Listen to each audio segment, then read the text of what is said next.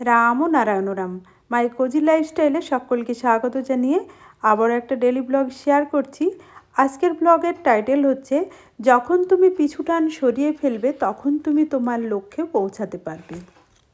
আচ্ছা, পিছুটান বলতে কি বোঝায়?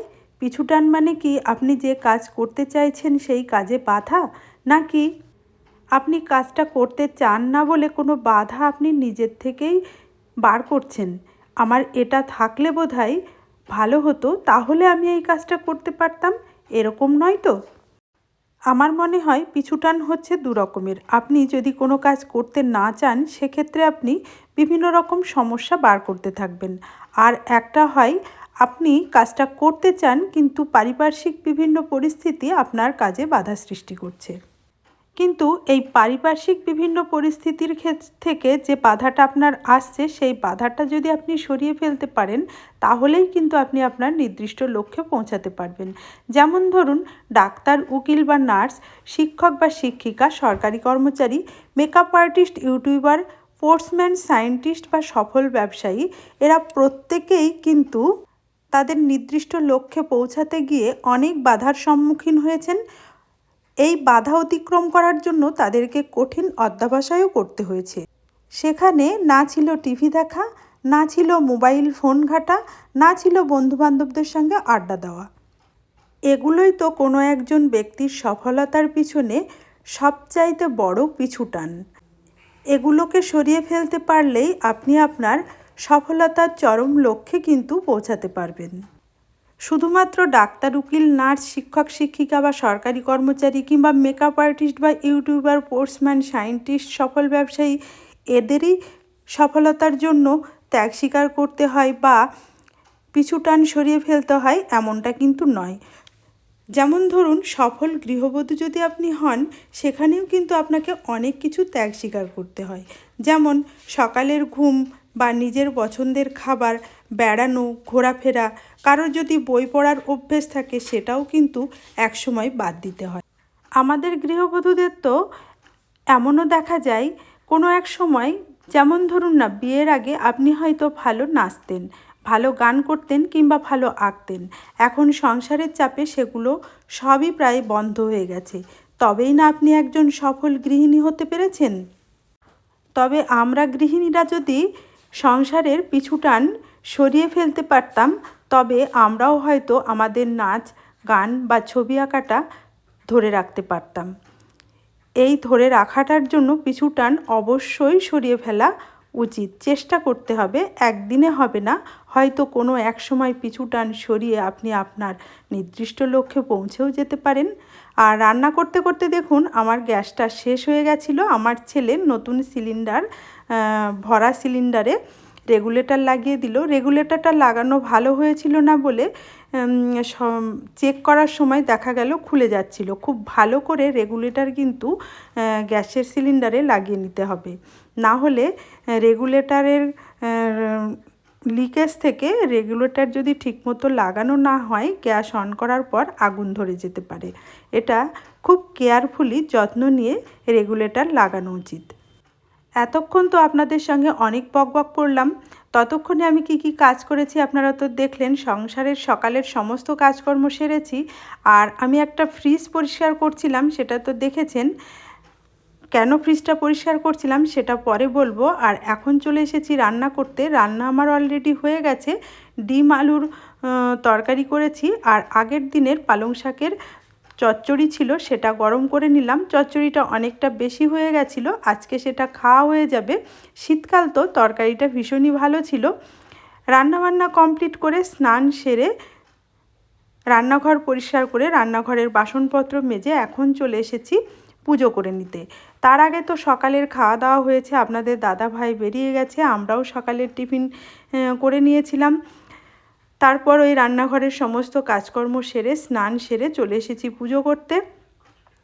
আজকে ঠাকুরের কাছে অনেক ফুল দিয়ে সাজিয়ে পুজো করব। আগের দিনের ফুলগুলো তুলে নিলাম। আমি যখন পুজোয় বসি তখন হাত যেহেতু পরিষ্কার করে ধোয়া থাকে, প্রথমেই আমি ঠাকুরের প্রসাদটা সাজিয়ে নিই। তারপর বাসি যদি ফুল ফেলে দেওয়ার হয়, গাঁদা ফুল তো একদিন দিলে অনেক কদিন ভালো থাকে, যে ফুলগুলো নষ্ট হয়ে যায় সেই ফুলগুলো নামিয়ে নতুন ফুল দিয়ে সাজিয়ে পুজো করে নিই। গাঁদা ফুলের মালা পাওয়া গেছিলো, তাই অনেকগুলো ফুল দিয়ে আজকে ঠাকুরকে সাজিয়ে পুজো দিতে পারলাম। এখন প্রদীপ দেখিয়ে নিলাম, তারপর ধূপ দেখিয়ে আরতি সেরে নিলাম। পুজো পাঠ কমপ্লিট হয়ে গেল। তারপর দুপুরের দিকে রেস্ট নিয়েছিলাম, আর ভিডিও এডিটিংয়ের বেশ কিছু কাজ ছিল, সেই কাজগুলো সেরে নিয়েছিলাম। আর এখন চলে এসেছি বিকেলবেলায় ছাদের গাছগুলোতে জল দিতে। ছাদ বাগানে টবের ভেতরে বেশ কিছু গাছ আমার বসানো আছে, সেই গাছগুলোতে আমি প্রতিদিনই অল্প অল্প করে জল দিয়ে দিই, কারণ এখন শীতকাল, খুব বেশি জলের প্রয়োজন হয় না। রৌদ্রের তাপটা তো কম, তাই অল্প জল দিলেই হয়ে যায়। তবু আমি নিয়ম মাফিক প্রতিদিনই দিনে একবার অন্তত অল্প করে হলেও জল দিয়ে দিই। যেহেতু শীতটা খুবই পড়েছে, আজকে সোয়েটার পরে ছাদে এসেছি গাছগুলোতে জল দিতে। আর নার্সারি থেকে যে গাছগুলো এনেছিলাম, এখন সেই গাছগুলোতে জল দিয়ে দিচ্ছি, কারণ এই গাছগুলো এখনও পটিং করা হয়নি। টব গোছানো আছে, কিন্তু টবগুলো এমন জায়গায় রাখা আছে, সেখান থেকে বার করতে একটু সময় লাগবে। 2-1 দিনের মধ্যেই ভাবছি গাছগুলো বসিয়ে দেব। গতকাল রাত্রিবেলায় তো নিচের ঘরেই ছিল, দোতলার ঘরে, আজকে ওপরের ছাদে নিয়ে এসে রাখলাম। আজকে পটিং করব বলে এসেছিলাম, কিন্তু শরীরটা ভালো নয়, মানে শরীরটা যেন কেমন একটু খারাপ খারাপ লাগছে, তাই আজকে আর গাছগুলো বসালাম না।